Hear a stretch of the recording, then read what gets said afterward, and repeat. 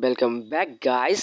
आप लोग का स्वागत है इस न्यू वीडियो पे जिसमें हम लॉल वुल्फ खेलने वाले हैं। मैं अच्छा हूँ, तुम कैसे हो कमेंट कर दो। यहाँ हम खेलने वाले हैं लॉल वुल्फ जिसमें हम नूब प्रैंक करेंगे यूट्यूबर्स की तरह।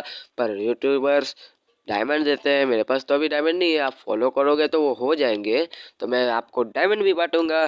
पर अभी फ़िलहाल खेलते हैं लॉल वुल्फ जिसमें हम 4 राउंड मरेंगे और 4 राउंड के बाद कम बैक करेंगे। तो चलो। तो यहाँ मैं 3 राउंड हार जाता हूँ और 3 राउंड हो चुके हैं हारने वाले। तो एक राउंड और हारूंगा, उसके बाद मेरा कमबैक देखना। तो सिर्फ गेम प्ले पे ध्यान दो।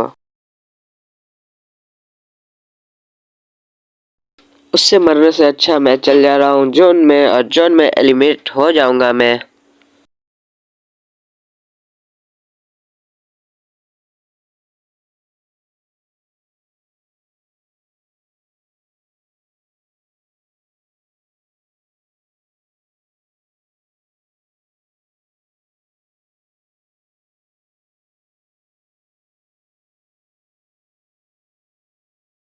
ऊपर आप देख सकते हो, अब 4-0 का हो गया है। अब मेरा कमबैक देखो।